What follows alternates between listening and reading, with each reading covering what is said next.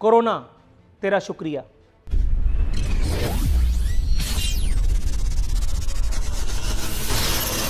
नमस्कार दोस्तों, आपका अपने YouTube चैनल हिंदुस्तान स्पेशल में हार्दिक स्वागत। आज की वीडियो में नूरुल आरफीन सिद्दीकी ने यह बताया है कि पाकिस्तान में बहुत सारे माफिया हैं जिनमें आजकल कोविड-19 के दिनों में हॉस्पिटल माफिया बहुत एक्टिव है। वैसे तो पाकिस्तान के हॉस्पिटल्स कोविड-19 के मरीजों से भर चुके हैं, लेकिन ये माफिया इन दिनों में बहुत सारे पैसे कमा रहा है। ये माफिया 70 से 80 हज़ार रुपये लेकर पेशेंट को एडमिट करता है। और इस वीडियो में नूरुल आरफीन सिद्दीकी ने क्या कहा, तो चलिए दोस्तों आज की वीडियो की तरफ चलते हैं। कहीं बिस्तर नहीं तो कहीं वेंटिलेटर की अदम दस्तयाबी का गीत पूरी आबोताब से गाया जा रहा है। मुर्तज़ा वहाब साहब ने एक ट्वीट फरमाया है। उन्होंने कहा है कि अब लोगों के पास पैसा है लेकिन अस्पतालों के आईसीयू में बेड्स नहीं। आपने ठीक कहा सर, लोगों को ऐसा लगता है कि आप अपना काम करके फारिग हो भी गए। मुहज़्ज़ब मुल्कों में अगर कोई इस तरह का कोई वाक़या होता तो ट्वीट करके कोई इतनी आसानी से अनका हो नहीं सकता था। फिर उससे सवाल होता, फिर उससे पूछताछ होती कि इस पर आपने किया क्या। आपने विफाक से कहा, विफाक नहीं माना, और बहुत सारे लैतोलाल हैं। मैं समझता हूं कई जगह आप ठीक भी होंगे यकीनन, लेकिन क्या महज ट्वीट कर देने से जिम्मेदारियां पूरी हो गई, ये एक सवाल है। जानेंगे अपने मेहमानों से। मुर्तज़ा वहाब साहब ने कारोबार और शॉपिंग सेंटर्स खुलने पर खुशियां मनाने वालों पर तनकीद भी फरमाई। किस हद तक जायज है पता चलेगा आज के प्रोग्राम में। रह गई अस्पताल माफिया। स्कूल माफिया की तरह अस्पताल माफिया, गोश्त माफिया, दूध माफिया, ड्रग माफिया और ड्रग्स माफिया, ये सब हमारी जिंदगी का हिस्सा हैं। हम इससे कॉम्प्रोमाइज कर चुके हैं। अस्पतालों का नेक्सस और कार्टेल जिसके हवाले इस वक्त हमारी जिंदगी है, कौन नहीं जानता, कौन नहीं जानता। लेकिन मजाल है कि कोई इनके सामने खड़े होने की जुर्रत करे। वो अस्पताल आपके किसी प्यारे की लाश को रोक ले, वो आपके हार्ट अटैक से या केले के छिलके पर खड़े होकर के राही मुल्क के अदम हो जाने वाले की लाश को कोरोना ज़दा डिक्लेयर कर दें। मजाल नहीं है किसी की कि कोई उनसे सवाल कर ले।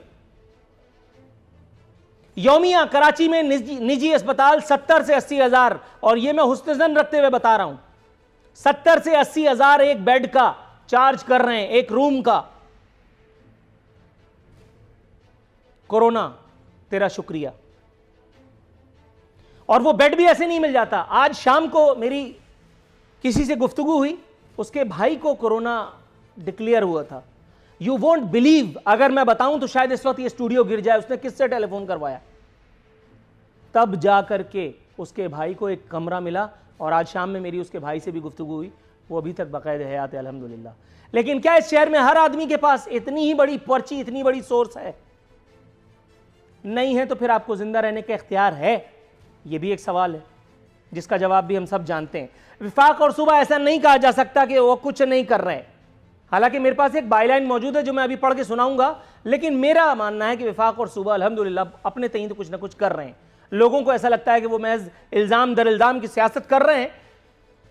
बायलाइन क्या है ये आपकी खिदमत में इसकी कुछ इख्तिसार के साथ मैं पेश कर देता हूं। बाबर अवान नामी रिपोर्टर ने रिपोर्ट फाइल की है। विफाकी और सूबाई हुकूमतों के तर्जुमानों का काम टीवी पर बैठकर भाषण देना रह गया है। रोजाना ऐलान किया जाता है कि हुकूमत ने इतने सौ और इतने हजार बेड्स पर मुश्तमिल अस्पताल बना दिए। रोजाना हजारों टेस्ट किए जा रहे हैं, ताहम अमलन ऐसा कतई नहीं है। हुकूमत सिंध की नाकिस हिकमत अमली के बायस, ये दोबारा नाम ले लेता हूं, बाबर आवान नामी रिपोर्टर ने बाईलाइन फाइल की है। मैं सिर्फ इसे पढ़ने का गुनाहगार हूं। मौजू पर आ जाता हूं। हुकूमत सिंध की नाकिस हिकमत अमली के बायस कराची के अवाम अस्पतालों में बिस्तरों के लिए मारे मारे फिर रहे हैं। 2.5 करोड़ की आबादी वाले शहर कायद के 12 अस्पतालों में कोरोना वायरस के सिर्फ 498 मरीजों के दाखिले के बाद अस्पतालों का निज़ाम चौक हो गया है। अस्पतालों ने मरीज लेने से इनकार कर दिया। इस ज़िम्न में सेक्रेटरी सेहत सिंध जाहिद अली अब्बासी से मौक़िफ़ लेने के लिए राब्ता किया गया, ताहम मसरूफियत के बायस उन्होंने बात करने से माजरत कर ली। मसरूफियत 498 मरीजों के बायस अस्पतालों का निज़ाम चौक हो गया। सेक्रेटरी सेहत कहाँ मसरूफ़ है ये जानेंगे आज इंशाअल्लाह ताला, अपने तौर पर कोशिश करेंगे। अगली स्टोरी शिबली फराज साहब फरमा रहे हैं कि वज़ीर आज़म साहब का दावा ज़रूर वफ़ा होगा। चीनी बहरान के जिम्मेदारों के खिलाफ फौजदारी मुकदमा कायम करने का ऐलान कर दिया है।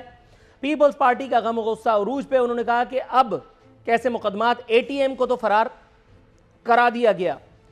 ये जो भी सुन रहा है भाई ये सुन लो, नफीसा शाह साहिबा का नाम ले लेता हूँ, उन्होंने खुद दिया है तो मैं उनका नाम ले लेता हूँ। फरमा रही हैं कि हुकूमत अब कैसे मुकदमात, ATM को तो फरार करा दिया, हुकूमत महज अपोजिशन के दर पे है।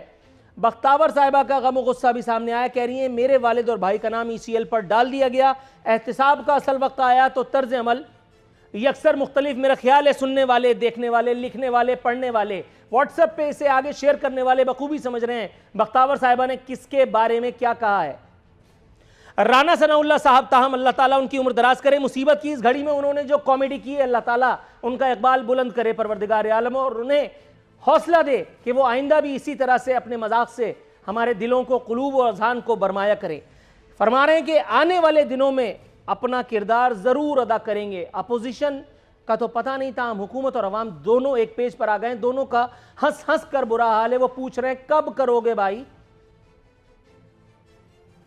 इस सियासी मजाक में एहसन इकबाल साहब ने अपना हिस्सा डालते हुए उल्टा कोरोना से ही अपील कर दी है कि वो रहम कर दे। मेरा ख्याल है अपील अल्लाह में से की जाती तो शायद कोई नतीजा बरामद होता। ताहम मुसीबत का वक्त है नून लीग पर, एहसन इकबाल साहब अगर बौखला गए तो इसमें कौन सी बड़ी बात है।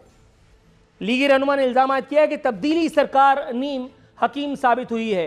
पूछना ही था कि वो अपनी हिकमत का पोटला दे करके जो कायदे तहरीक को बाहर भेज दिया, अगर उनसे वो पोटली ही मंगा लेते तो हमारे कुछ दलिद्दर दूर हो जाते। कि हमारे दिल शिद्दत गम से भर गए हैं, मुसीबत की इस घड़ी में हम अपने लोगों के साथ हैं।